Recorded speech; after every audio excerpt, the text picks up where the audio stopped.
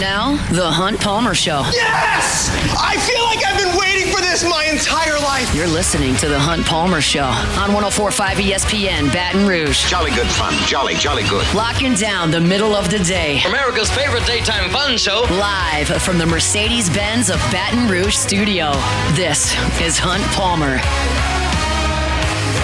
Well, it's almost Hunt Palmer. Taylor Sharp filling in for a vacationing Hunt Palmer. We are here today all the way until Thursday. We were draft heavy in hour number one. I broke down the report Adam Schefter had of the Saints possibly trying to trade up in the second round to potentially grab Jackson Dart.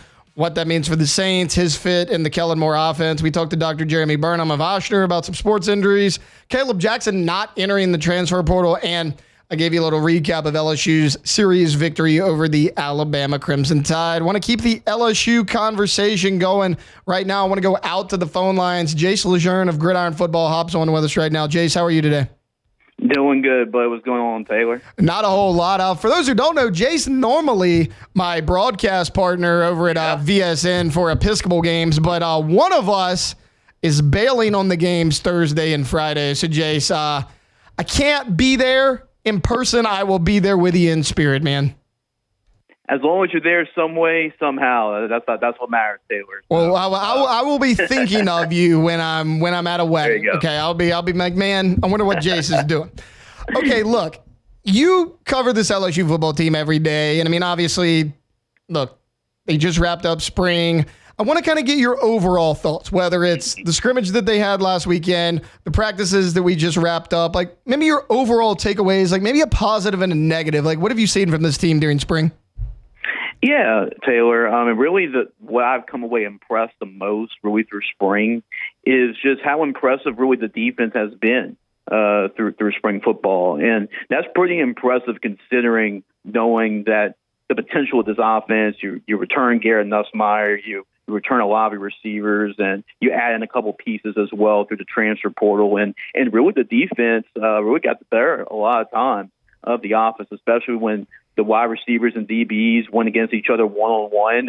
And really it was the DBs that came away on top more often than not. So I came away pretty impressed on that side of things. And as a defense from just as a whole, 11 on 11, they actually got the better of the offense, which I come away pretty impressed because you know what to expect from this offense anyway. So if the defense can make those right steps in the right direction, I came away very impressed with that. Now, in terms of something you can talk about as a negative, really the offensive line, and I mean that's really been talked about a lot through spring. It's just because really the last time we got the chance to see this LSU football team, we're seeing the offensive line get pushed around by the defensive front, and that's definitely something that you definitely need to fix moving forward. But really, offensive line play, I mean, the potential's there. Is trying to find that right combination, right? Because you only return one starter from a season ago. So trying to find, you got the talent, you have depth there, you got a lot of different pieces, but trying to find that combination that works, that is definitely the biggest thing to look at when you talk about the offensive line. Speaking of the offensive line, let's go ahead and go there right now. Like, as far as the rotation, look, we've seen DJ Chester play center and guard. We've seen Braylon Moore play center. Josh Thompson's been guard and tackle. Like, in your opinion, like maybe like the rotation and early starting lineup, like what is the best rotation for this offensive line in terms of like Josh Thompson at guard or tackle, Braylon Moore at center, Chester at guard? Like, where do you like these guys? Yeah, it's tough to tell because, LSU has leaned on that combination they used in the Baylor bowl game. Most likely is what you saw, and that's what we've seen through spring football so far. But, I mean, you add in Braylon Moore for a reason, right? I mean, that experience of playing center in college football at Virginia Tech, you bring him over, you get that experience. I mean, sooner or later, you're going to put him at center. I think he'll end up being the starting center. I like Paul Mbenga at left guard. You can push over a DJ Chester at guard as well. Keep Tyree Adams at left tackle and then get Josh Thompson at right tackle. I mean, I think that is right now the best combination. Now, we still got a lot of football to go through, especially when we go to summer and fall. But that starting combination right now, as we're talking about April 21st on a Monday, that's probably the starting five I would go with. So just for recap, you got Adams, Mabinga, Moore, Chester, Thompson. Yep. That is the exact same starting lineup I gave last week when I was filling in on OTB. So, Jace, great minds think alike. Okay, I mean, what do you want to say? Okay, look, sticking with the offensive side of the ball, it's normally not news when a player isn't entering the transfer portal, but I mean, a lot of people, and like you and I have had conversations about this, like there was always the discussion of would Caleb Jackson enter the transfer portal? He decided he's staying. What does that do for LSU's running back room? I think it does a whole lot for this LSU running back room because he brings an extra element to the running game. When we've seen Caleb throughout the couple of years, we've seen flashes, right? You've seen the ability to be a big-time running back, obviously to play against Mississippi State when he trucked a defender back in his freshman year. That was really his third career game. And we see him return a couple of kicks for some big-time plays. But he brings an extra dimension, right? You have some smaller backs. You know, Caden Durham's only just over 200 pounds. Harlem Berry, that he's not an inside runner as well. So you bring a 225-pound running back in with the ability to break the long ball too. That's an extra dimension he can bring. He can bring you some short yardage as well. He brings an extra dimension that you really need in this offense. And we got a chance to talk to Caleb, and I tell you what, Taylor, that was one of the most mature interviews I've ever been a part of. You know, he really handled this whole situation like you really want to. He understands that things happen and that all he can do is just, you know, put his head down, just continue to work hard, and that's what he did. He got a conversation with Coach as well, Coach Frank Wilson, out over the offseason, just continue to work and just continue to get better. And, you know, and he's really done a really good job of that. He wants to get down to 225. He was at 235 last year. So if he can play at 225, well, that's a healthy weight for him. And, you know, he's really handled this whole offseason as maturely as you can. Jace, other good news LSU got kind of right before spring wrapped up was Colin Hurley rejoining the team. You know, I mean, obviously he's not going to be a full go after that car accident he was in, but he at least rejoined the team. He was back in the building. If he's a full go for fall, you would have, as far as your quarterback room, Garrett Nussmeier, Michael Van Buren, Colin Hurley, and then Jawan Johnson, who's kind of moved around a lot. What do you think Jawan Johnson's future is here at LSU? I think Jawan does have a future here. He's just so athletic. I covered his high school career at LCA, and he's just too good of an athlete to keep off the field.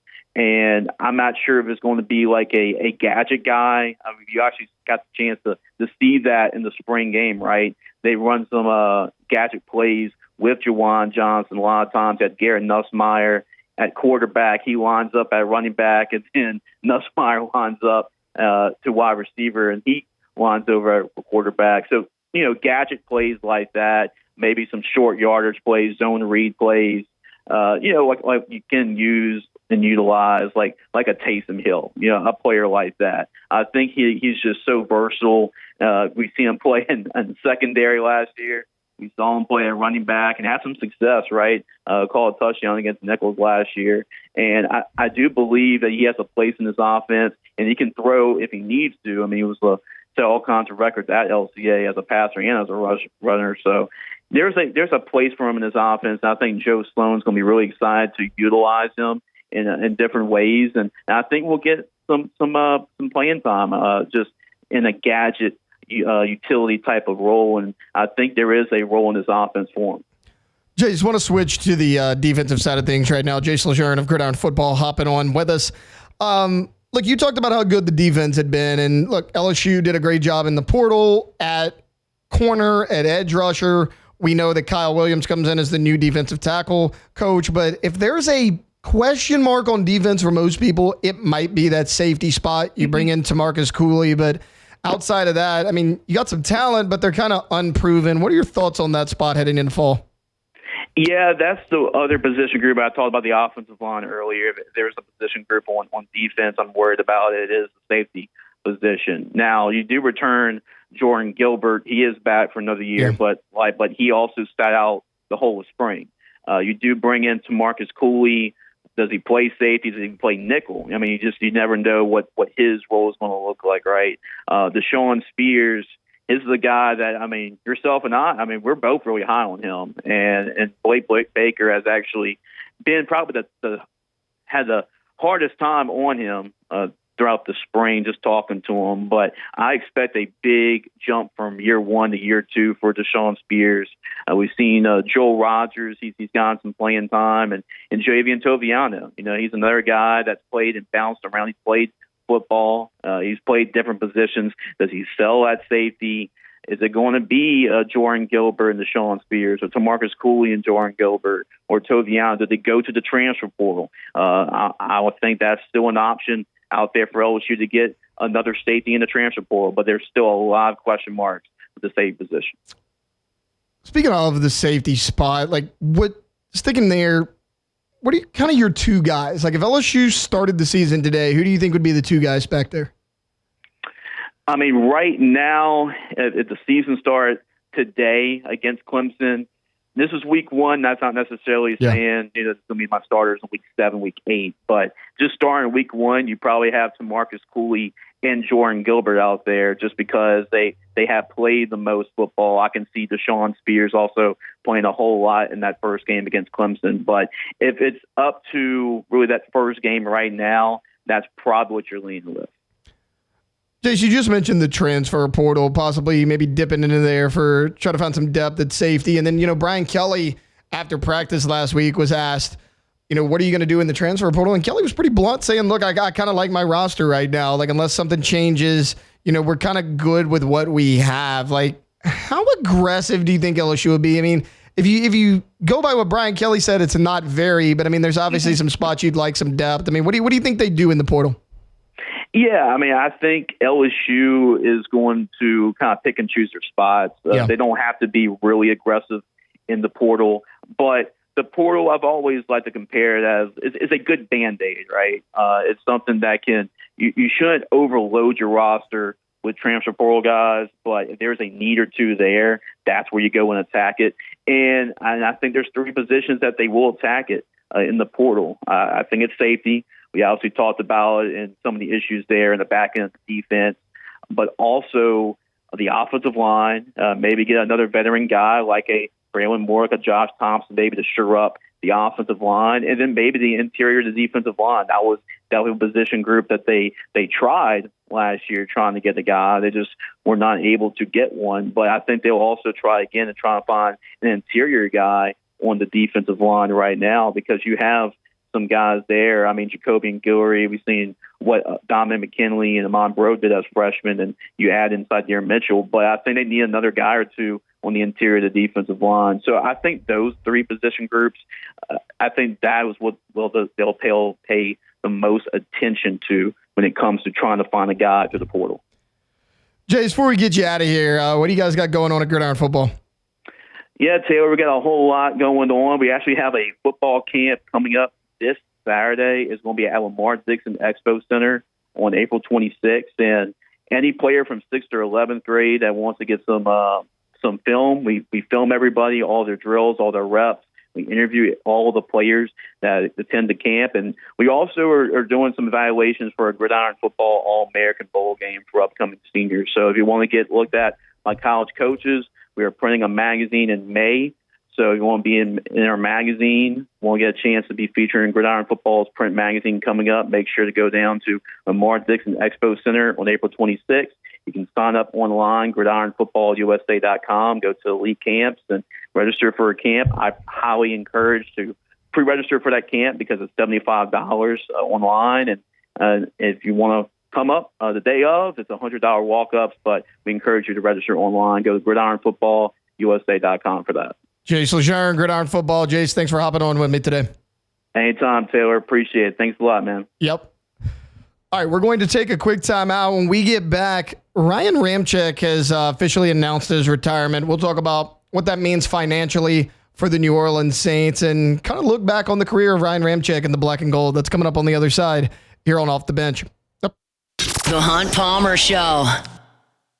Genesis of Baton Rouge, genesisofbatonrouge.com. They're the only fully exclusive Genesis dealer in the state of Louisiana, and they're right here in Baton Rouge. I told y'all earlier this week, we were driving, my wife goes, oh, that's that car I really like. It's a Genesis. And she had no idea that I even do this. I was like, yeah, they're really nice. They're really, really nice. And you should know it too. You don't see a ton of Genesis on the road because it's fairly new to our city here. They've only been at that location for a year and a half, but go check it out. It's a luxury vehicle. It's a luxury experience to be a Genesis driver. That means 3 years of complimentary maintenance, a 10-year, 100,000-mile warranty. It's a luxury experience at a reasonable price over at Genesis of Baton Rouge. Every single car that's on the lot at Genesis of Baton Rouge is online at genesisofbatonrouge.com. And all of them, every single model, from the entry level to the highest end, come with the same safety features. Safety is a priority for Genesis. Go check them out. Genesis of Baton Rouge. They're online at genesisofbatonrouge.com. That's Genesis of Baton Rouge. This is the Hunt Palmer Show, brought to you by Gulf Coast Office Products.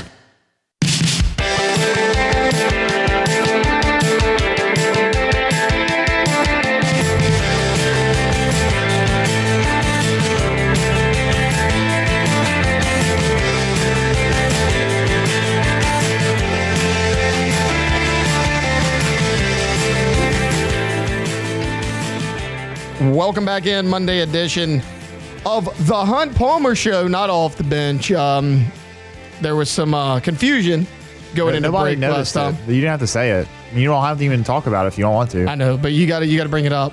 You got to bring it up. It's not off the bench. It's the Hunt Palmer Show. We're here, Monday edition. Taylor Sharp filling in for Hunt Palmer. Ross Jackson put out this article a few days ago. On Thursday evening, Saints offensive tackle Ryan Ramczyk officially announced his retirement from the NFL. Look, it has been a number of years since we have seen Ryan Ramczyk in the everyday starting lineup in the black and gold. He's retiring after 7 seasons in the league. He was one of the 2 remaining members of that coveted 2017 NFL draft class. The last remaining member on the team is, of course, running back Alvin Kamara. Look, he's going to go down, quite frankly, as one of the team's top offensive linemen in franchise history. Again, they were without him all last season, which is a big reason why they drafted Taliese Fuaga. They moved Trevor Penning over to right tackle. They put Fuaga at left tackle. If you remember, the thing about Fuaga coming out of the draft last year was his versatility. He could play left tackle. He could play right tackle. You could even put him at guard if you needed to. A big reason you grabbed him was because of that Ryan Ramczyk injury. So, look, we'll talk about it a little bit tomorrow as far as mock drafts, where people are being projected now, but unless a big-time offensive tackle is there for you at 9, you're likely going to have Fuaga and Penning again. While Ramczyk officially announces retirement on Thursday, reports are the Saints are probably going to wait to file any paperwork until after June 1. They've done this with retirements before. They did this with Drew Brees, saved themselves some money in cap space. They did this with when Brees retired. He was a post-June 1 retirement designation. If New Orleans were to process this move immediately, they would take on roughly $10 million in new salary cap charges, amounting to just over $23 million in dead cap space here in 2024. But by waiting until at least June 2nd, possibly later, the team will be able to save his base salary of $1.255 million and defer about $10.7 million into next year's salary cap. If they did that, this measure would keep the Saints' existing surplus of more than $27 million intact. This would give them more flexibility beyond, signing anybody they want, paying out their draft class. A move like that would work. Now, the Saints are going to have a lot of dead cap to manage in 2026, especially if Derek Carr ends up off the roster June 1st of this year. But the salary cap is expected to rise as it has in most years in the past. So can you roll over in 2026? Hopefully the salary cap's a little bit bigger. You can just manage it there. The Saints like to kick things down the road, but I actually think this move does make a lot of sense for them, especially in the immediacy. But as far as a player like Ryan Ramczyk goes, what an all-time great. This was someone who played or could have played at a high level for as long as he wanted to. Unfortunately, his body failed him. We know about the knee injuries. He had battled that for a couple years, and he wasn't able to do it anymore. But in my opinion, Ryan Ramczyk could have been the best left tackle in all of football for about a 4 or 5 year period there. So I just mentioned that 7 years in the NFL, going back to 2023, because he didn't play in 2024. But from 17 to 23, look, 16 games, 15 games, 16, then 10. That was his first injury. Following season, though, played all the way through injuries, 16 games, only played 12 in 2023. And then that's when the injuries really started to catch up to him. But 18, 19, and 20, he was all-pro each of those years. Twice he was a second-team all-pro. In 2019, he was a first-team all-pro. By all accounts, he was a top 2 to 3 right tackle in the National Football League for about a 4 or 5 year span there, even with the injuries. I mean, this was a guy that, look, we'll sit here on these shows because everybody's mad at the Saints front office, and you can clown Mickey Loomis for all the misses he's had in the NFL draft, and there's been a lot. The 2017 class was a thing of beauty. Ryan Ramczyk was one of the headliners of that class. I mentioned he was one of the 2 remaining members of that 2017 class. Alvin Kamara now the only remaining member of that 2017 draft class that was so instrumental for the New Orleans Saints.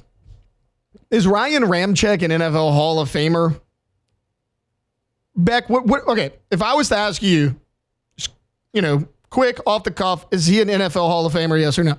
He's a Saints Hall of Famer. He's a Saints Hall of Famer. He's not an NFL Hall of Famer. Unfortunately, he didn't play long enough. I mean, if it's interesting debate in terms of if you only play, like, what's the should one of the parameters to be in the Hall of Fame be that you have to play a certain, like, do you have to play a really long career? Like, what if you played 5 years and you were one of the best players of your position for 5 years? Does that mean that you shouldn't get into the Hall of Fame just because you only played 5 years? That's I think the question you could maybe bring up in terms of Ryan Ramczyk's. But he's not going to get in. We know that because he just didn't play long enough. I just think it's an interesting topic to consider because he was one of the best right tackles in the NFL for pretty much every year he played, even in his rookie year. You bring up an interesting point. I'm going to say I don't think there should be parameters, and we've seen it before. I think it depends on the position you play. Yeah. Like, okay, I'm looking at Terrell Davis right now, NFL Hall of Famer. Terrell Davis played 7 years in the NFL. He only played double-digit games 4 times. His last 3 years in the NFL, he played 4 games, 5 games, 8 games. That was his last 3 years in the NFL. Now, his first 4 years, super healthy. I mean, 14 games, 16, 15, 16. He had 2,000 yards in 1998. That was the last year he had double-digit games started. 2,000 yards, 21 touchdowns. He was excellent. Sterling Sharp recently got into the NFL Hall of Fame. A lot of people thought he was never going to. There were talks that Sterling Sharp could have been one of the greatest wide receivers to ever play the game. Like Ryan Ramczyk, his body failed him. The reason I think it's different for guys like Terrell Davis, for guys like Sterling Sharp, is no fault of Ryan Ramczyk's. They play impact positions, right? They play positions that you're going to remember. Unfortunately, a lot of people in NFL circles outside of the New Orleans Saints are going to forget about Ryan Ramczyk in 5 to 10 years. It just happens. He's an offensive lineman. That happens to you if you're a good offensive lineman with no injuries. Unfortunately, the position he plays, no, I think you need to play, 10, 12 years, be solid all the way through. Because again, a Super Bowl winning running back like Terrell Davis can get in, Sterling Sharp can get in.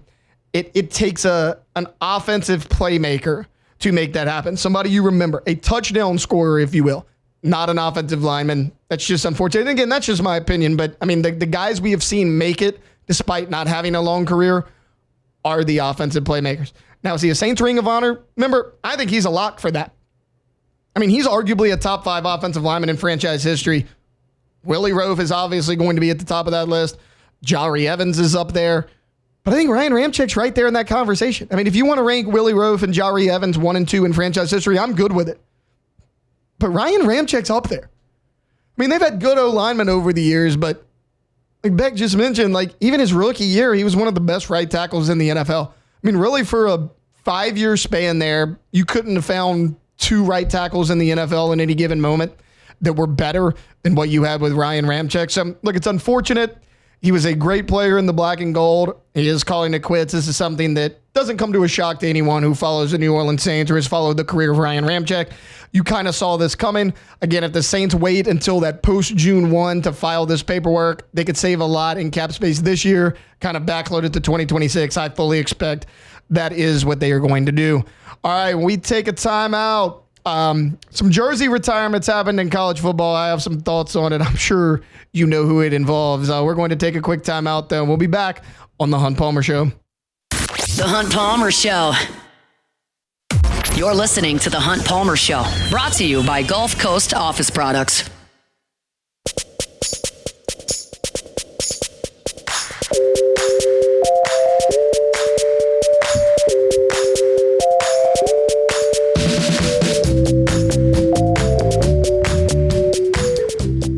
Welcome back in, Monday edition of the Hunt Palmer Show. Taylor Sharp here with you, filling in for Hunt Palmer. We got 2 more segments left for you here on this Monday. And this news was announced last Monday or Tuesday, but the ceremony officially occurred this past Saturday, where Travis Hunter and Shedeur Sanders both had their jerseys officially retired at Colorado. Okay. A lot of people have made a big deal about this. I say rightfully so. I have zero issue with Travis Hunter's jersey being retired. He was a dominant two-way player, and he was a Heisman winner. Your school doesn't have a ton of Heisman winners. I get it. Look, if you win the Heisman Trophy at any school, jersey, number, statue outside the stadium, whatever, I'm good with it. But it's not even that. Like, you go look at what Travis Hunter did for 2 years. It's not just last year when he won the Heisman. In 2023, 721 yards receiving, 5 touchdowns. This past season, 1,258 yards, and 15 touchdowns. So in 2 seasons, he had 20 receiving touchdowns. And then on defense, 2023, 30 tackles, 2 tackles for a loss, 3 interceptions. 2024, 36 tackles, 1 tackle for a loss, 4 interceptions. So over 65 tackles and 7 touchdowns on defense while having 20 receiving touchdowns over a 2-year period. You're not going to find anybody that was more productive than that. I'm good with it. I mean, I have zero issue with Travis Hunter's jersey being retired. But in my opinion, Shedeur Sanders having his jersey retired is laughable. What has he done? Look, Shedeur Sanders had a good season. I'm not saying Shedeur did not have a good season in 2024. 4,000 yards, 37 touchdowns, 10 interceptions. Great. 74% completion percentage, one of the most accurate quarterbacks in college football last season. 71.8% completion percentage through a 2-year span at Colorado. That's outstanding. 7,300 yards, 64 touchdowns, 13 interceptions. That's really good. 64 touchdown passes over a 2-year span is really good. That's not an NCAA record. I mean, again, 13 interceptions over a 2-year span is good. 10 of them were last year. The same season where you took 52 sacks, 40 of them you held onto the ball 4 seconds or longer. Like, look, great numbers. I'm good with it. He did a lot of good things for Colorado. He's 13-12 as a starting quarterback in Boulder. Is that worthy of a retirement ceremony? No. Look, the reason Colorado did this is because Colorado is not a serious program. And I want to thank Deion Sanders for making my point for me. Late last week, Deion Sanders said, because he was asked about, hey, the jersey retirement, Travis Hunter and Shedeur Sanders. A lot of people have a lot of thoughts about it. What's your thoughts on it? He said, if Shedeur's last name wasn't Sanders, we wouldn't even be talking about it. Thank you for making my point for me, because I agree. Because if his last name wasn't Sanders, his jersey would not be retired. If his last name was not Sanders, he would be a quarterback with a 13-12 record on a team that went 9-4 a year ago, that had 64 touchdown passes over a 2-year span. Tip your hat to him. Good college career. Let him move on to the next level. That's it. His jersey would not be retired if his last name was not Sanders. So I agree with Deion. If his name wasn't Sanders, we wouldn't be talking about it because it wouldn't have occurred. Like Deion, don't like Deion. It's your opinion, but I just feel like sometimes he acts like him and his family get treated so unfairly, which I kind of think it's the complete opposite. Like, okay, for example,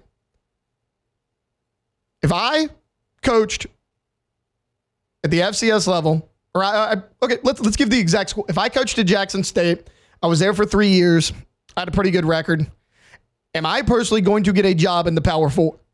Am I going to pole vault from Jackson State to the Power 4? Nope, I'm not. Because I'm not Deion Sanders. I'm not an NFL Hall of Famer. And that's okay. I'm good with that. I understand you want to hire this guy for what he could be, not necessarily his coaching resume. And I'm not saying he's done a bad job at Colorado. But to think that, oh, well, everybody's out to get me and my family, like, I kind of feel like you have an advantage. Like some people are saying, oh, well, Deion's just mad because he's getting treated unfairly. Is he? Name me another team that's 13-12 over the last 2 years that plays on ESPN as much as Colorado. It's the Deion Sanders effect. Again, I'm not complaining about it, but you get that, you get to be in that situation, not because of necessarily what you did on the field, but because your coach is Deion Sanders. He's a flashy, well-known guy, and people gravitate towards it. There's nothing wrong with that, but don't act like, oh, poor me, everybody's picking on me. No, they're not. You have an advantage over a lot of other coaches with a similar resume because of your name, because of the attention you attract. I mentioned Colorado's 13-12. I can't even imagine the amount of money they've made over the last 2 years with the Deion Sanders hire.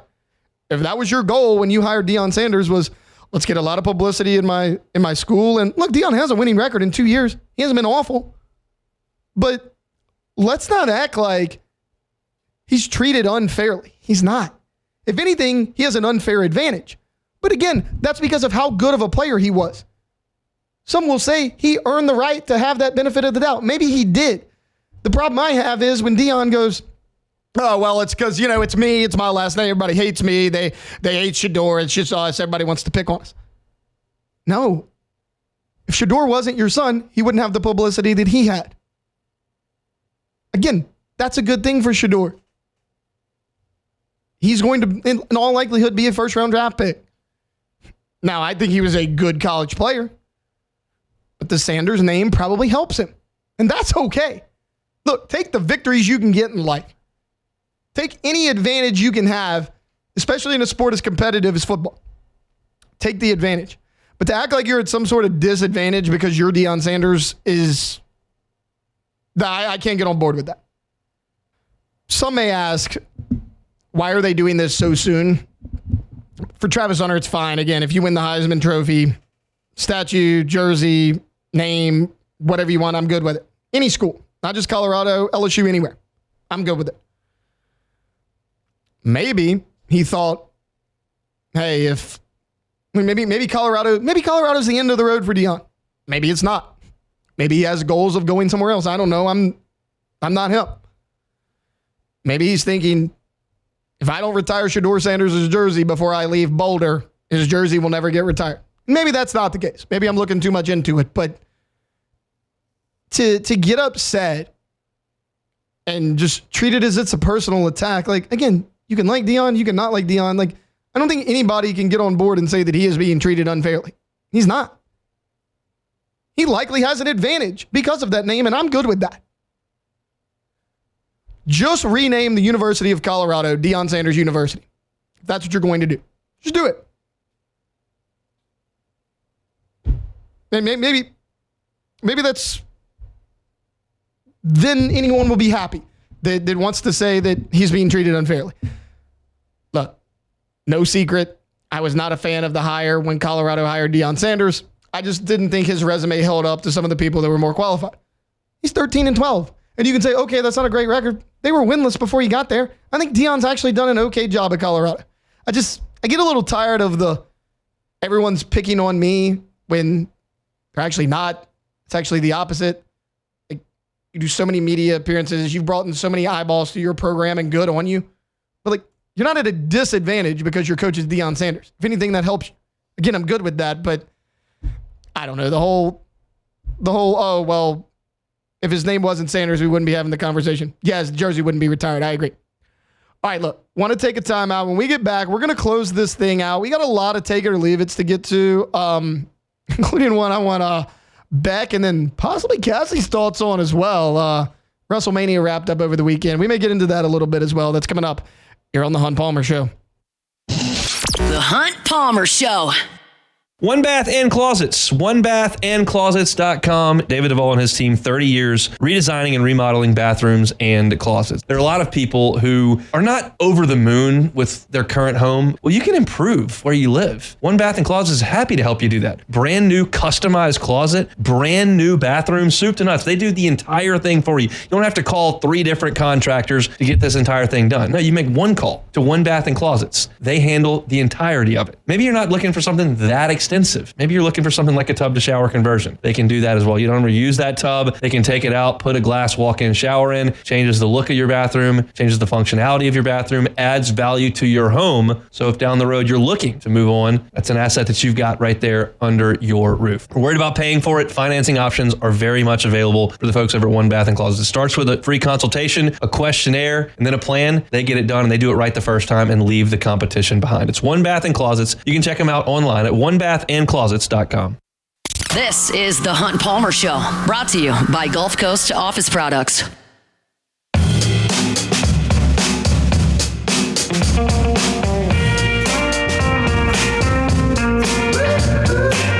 104.5 ESPN Baton Rouge and the Baton Rouge Clinic bring you the 2025 Dreams Come True Radiothon. Dreams Come True is an organization designed to help grant dreams for children with life-threatening illnesses and their families. The following local businesses have also pledged to match your donations throughout the month: Lewis Mechanical, Patient Plus, and Action Industries, as well as Subaru of Baton Rouge, Service Chevrolet, Luba, and Duplessis Pool Builders.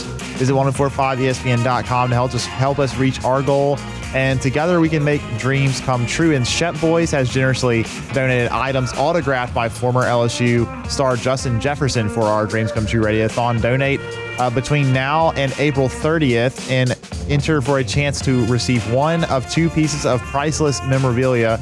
2 prizes will be awarded to separate contributors. Visit 1045ESPN.com to donate today. All right, welcome back in. Final segment, Monday edition of the Hunt Palmer Show. Taylor Sharp here with you, and we're going to close things out like we do every day with a little bit of Take It or Leave It. Take it or leave it. Take it or leave it. Today's hottest stories in sports, news, and sometimes even Hunt's life. The question is, will he take them or leave them? Just take it. Alrighty, first one here in CBS Sports' latest mock draft. They have the Jaguars selecting Teteroa McMillan. Take it or leave it. I'm going to take it. I'll take it. Saints fans may not like that too much. There is a large faction of the Saints fan base that wants the Saints to draft Teteroa McMillan at 9 overall. He's obviously talented enough to go that high. I kind of question the move because he's kind of the exact same receiver you already have in Brian Thomas Jr. I mean, he's explosive. He's 6'4". He can go up and get the contested balls, the 50-50 balls. He's going to be a good red zone target. Like, I like it. I mean, sure, you can never have too many of those guys, but that's kind of why so many people wanted him on the Saints, right? You got those guys that are 5'11", 6 foot. You get the big 6'4" guy on the outside. You already have that with Brian Thomas Jr., so maybe kind of a weird fit, but he's certainly talented enough. Alrighty, next one here. Crawfish boils on Easter. Take it or leave it? You have to take this. I led the show today mentioning that I had 2 crawfish boils yesterday, so obviously I'm good with them. Like, what are you doing on Easter in Louisiana if you're not doing a crawfish boil or some type of boil outside? I mean, crawfish boils are where it's at. I mean, do either of you disagree? I mean, I think that has to be a take it. Yeah, no, I'll take it as well. I will say the only challenge is that if you are doing the crawfish boil, it can be very difficult to actually get crawfish because literally everybody is trying to do a crawfish boil. So that's the only downside, I guess, to it. But of course, doing a crawfish boil on Easter is definitely a Louisiana tradition that is pretty good. Yeah, it's a must. All right, next one here. North Carolina has added South Alabama transfer QB Gio Lopez. Good move for Bill Belichick. Take it or leave it. I'll take it. Gio Lopez was a productive player at South Alabama, and he kind of pulled out of the Nico Iamaleava sweepstakes pretty early on. I kind of figured that was going to happen. That mindset and Bill Belichick don't mesh well together. I'll take it. I mean, he needed a quarterback. Why not? All right, next one here. First round of the NBA playoffs so far. Take it or leave it. Yeah, I'm going to leave it. Only one game was decided by single digits. That was a great game. I actually watched a lot of the NBA playoffs on Saturday. Tuned in for the Nuggets game, which is the one that went into overtime. Nuggets win that game 112-110. That was a really good basketball game. Outside of that, Oklahoma City beat Memphis by 51 points on Sunday. That's not competitive basketball. The Lakers actually got blown out at home in game 1 by the Timberwolves. That was maybe the most interesting game because the Lakers had been playing so well and they were big favorites. They lose game 1 at home. How do they respond in that series? But as far as the NBA as a whole, no, I'm going to leave it because, what was it? Rockets Warriors was a 10-point game, but it was 95-85. It wasn't great offensive basketball. I'll leave it. All right, next one. We mentioned a little bit earlier, but Chad Baker-Mazara of Auburn is entering the transfer portal. He spent the last 2 seasons at Auburn after playing 1 season at Northwest Florida State. He previously played at San Diego State and Duquesne, with his freshman season for the Dukes not counting towards his eligibility because of COVID. 5 different colleges for Baker-Mazara. Take it or leave it. I'm leaving this. Just leave it alone. Look, I know I talked about Caleb Jackson earlier in hour number 1, how refreshing it was that he is not entering the portal. If you're Chad Baker-Mazara, though, where are you going to go where it's a better situation than Auburn? And you can't say, okay, well, maybe Auburn didn't have a spot for him. First off, outside of Janai Broome, Chad Baker-Mazara might have been the best player on Auburn's team. And also, Bruce Pearl has now lost all 5 of his starters from a year ago. Now, he gets Todd Pettiford back in all likelihood, who was a freshman that came off the bench. But Chad Baker-Mazara was likely going to be the leader of this team on a team that went to the Final Four this past season. What else could you want if you're Chad Baker-Mazara? Maybe you just really do just want to see the world when you're in college and go somewhere else every single year. But I'm leaving that. You'd be hard-pressed to find a better situation than you have at Auburn. All right, last one here. John Cena wins WrestleMania. John Cena is the GOAT. Take it or leave it. I'll take it. I don't know anything about wrestling. I'm sure a lot of people that have a lot more opinions may tell me that I'm an idiot. Look, I don't know anything about wrestling. I heard coming in this morning that he has 17 titles, which is the most all time. Now, it's hard to determine. We were talking about this during break earlier. It's hard to determine who is the quote-unquote GOAT of wrestling because it's all scripted. The script writers and all this kind of decided that John Cena was going to win all these titles. Not to say that John Cena's not athletic and in shape, but they kind of all are. It's just the result is scripted, so it's kind of hard to tell who's the best, who's not. But in y'all's opinion, Cassie's actually a big wrestler. There's the surprise of the day. But y'all know more about this than I do. Is John Cena the best ever? I think he's overrated. Okay. Wow. Okay. Cassie, John Cena hater. Let's note that one down. Jeez. I'm not a hater. I just think he's overrated. You are a hater if you think he's overrated. You just are. Everybody. Right. I don't watch a lot of wrestling these days, but I know that John Cena has a huge following. Yeah, and he had this heel turn recently, which everybody was talking about. To the dark side. Yeah, but it's hard for me to say that he would be overrated, considering he's been one of the most popular wrestlers for the last 10 or 15 years. Is he the greatest ever? I would say no, just because. Okay, who is? Maybe I don't Ric know. Flair. Yeah, a lot of people like Ric Flair. It's clearly Stone Cold Steve Austin. A lot of people like Stone Cold. A lot of people like The Rock. Undertaker. I just picked Stone Cold because I like him. The dude shotguns beers all the time and sprays them everywhere. That's my guy. Yeah, I agree with you though. How can you really determine who the best is if it's all just decided beforehand anyway? So it's hard to really say. Okay, well, write it down. Jacob Beck, Cassie Bizzali both hate John Cena. Not the GOAT. All right, that's going to do it for a Monday edition of the Hunt Palmer Show. We were really LSU heavy in this show. Led things off recapping LSU's 2-1 series victory over the Alabama Crimson Tide over the weekend. We talked LSU in the transfer portal as one player decided not to enter his name, which a lot of people thought he might. Big news there for LSU. Reports from Adam Schefter say that the Saints might try to be aggressive, trade up in the second round, get a quarterback, possibly targeting former Ole Miss Rebel Jackson Dart. We'll talk about that a little bit more tomorrow as well. And then in hour number 2, Jace LeJeune of Gridiron Football hocked on. Talk a little transfer portal, what the Tigers may do there. Shedeur Sanders had his jersey retired, which I think is a little bit ridiculous. Look, we'll be back same time, same place tomorrow on The Hunt Palmer Show. The Hunt Palmer Show.